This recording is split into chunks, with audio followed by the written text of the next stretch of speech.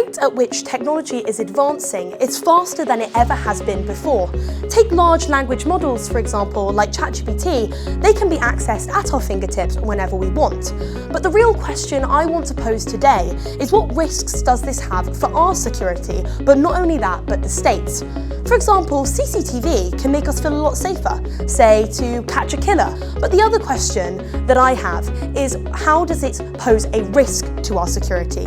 Take misinformation, for example, and its risk to democracy and the state as such, but also how our infrastructure relies so heavily on technology.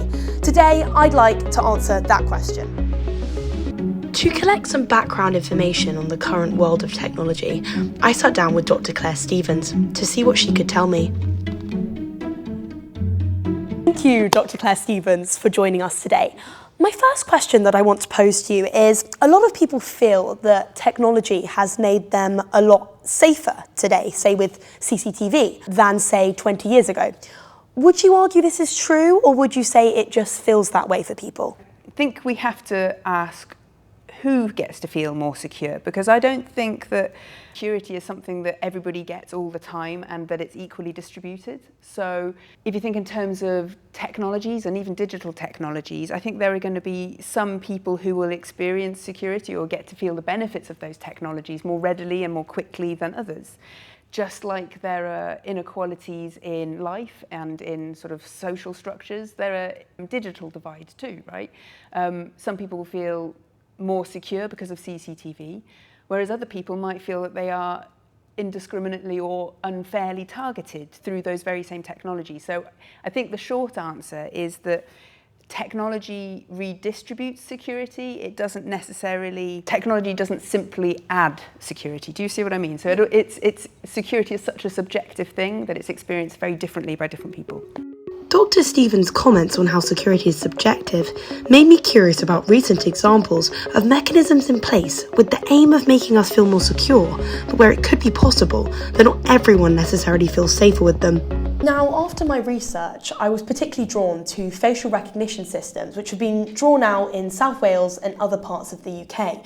Now, this will be where police vans will scan people's faces and compare them to a database of wanted individuals, missing persons, and those deemed to be high risk.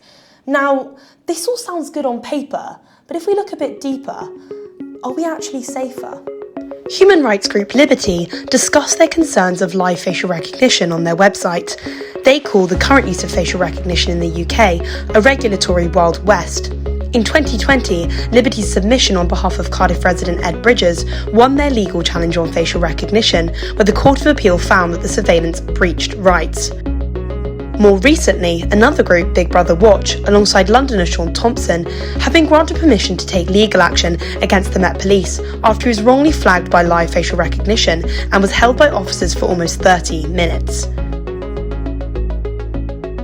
I reached out to South Wales Police, asking them if they were able to give me information on their use of live facial recognition and highlighting potential concerns. They said they used the best available technology and systems to help aid its public purpose, while working within the current legal frameworks allowed by legislation and law. An article published on the 4th of July 2025 found that since the beginning of 2024 that the police were able to make 1,035 arrests with the help of live facial recognition. So clearly the police believe that it helps them to do their job. But on the other hand, clearly, as we've seen from the research, a lot of groups feel uncomfortable with the use of live facial recognition. So this leaves the question to you. Do you feel safer with live facial recognition? And do you think there needs to be more regulation in place?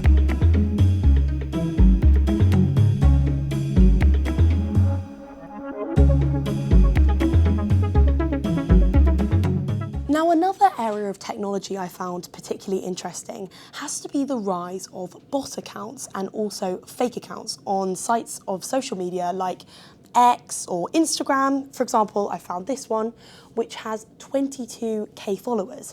And these are made with generative AI posing to be real people.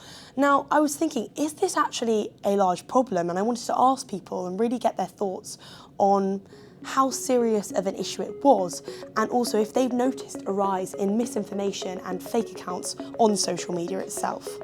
I've definitely noticed over the past few months that there's been a real rise in bot accounts that are using AI to generally spread misinformation, particularly the speed at which they can spread this misinformation and just the widespread of it. It means that you just have to be so skeptical of pretty much everything that you read online. Would you say you've seen a rise of these fake accounts then? Definitely, it's true, but also mainly you can't tell which accounts are fake and which ones are real anymore, which makes it difficult to know what to take seriously, it's getting harder to tell, and it's quite terrifying sometimes, yes. Interestingly, like this incident, many people we spoke to were uncomfortable with sharing their thoughts on camera and asked us to hide their faces. They spoke of the dangerous content they've seen online and its rise over the recent years, and how they were concerned. To really test how much the average person interacts with misinformation or, say, fake accounts, I thought, why not open up a new X account to see how much of this misinformation and fake accounts are pushed to me within, say, the first week of having it, and I'll keep you updated throughout the video. After having these conversations, I felt it's important to discuss it with Dr. Claire Stevens and to get her thoughts on some possible solutions to these issues. So when it comes to AI and managing misinformation, I think we need to take a layered approach, right? Because it would be very easy for both governments and for social media platforms to try and blame individual users, to say, well, people need to be cleverer about what they use, they need to be more discerning, they need to basically stop being victims.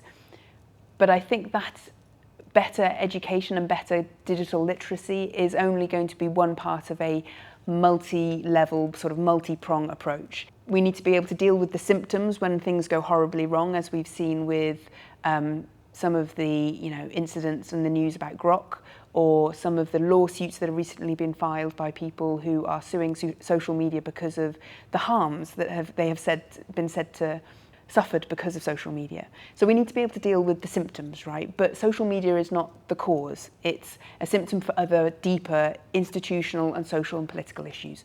So we need to, as well as help users be better equipped and better able to call for help when they need, governments also need to find ways of managing how companies scrape all of the data and collect all of that information that feeds AI models.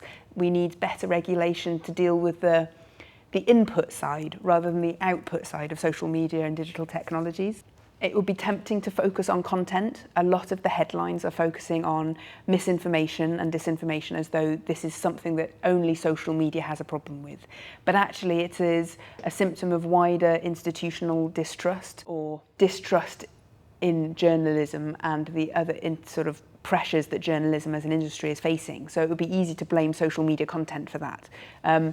So long as we can find a whole menu of different options ranging from the individual all the way up to the sort of structural and institutional levels, the infrastructure, if you like, we need policies that can address all of those levels and not just focus on blaming users for not being smarter, because I don't think that's fair and it's not accurate either. So I've now had this social media account for over a week on X. Now, what I've noticed is that through the week, from the first scroll, I was exposed to strong, politically dividing content that at times was clearly misinformation. But not only this, but suspicious accounts in the comments, like potentially bot accounts, were also present. Now, what I find particularly concerning is I didn't even add my interest, but yet this still came up.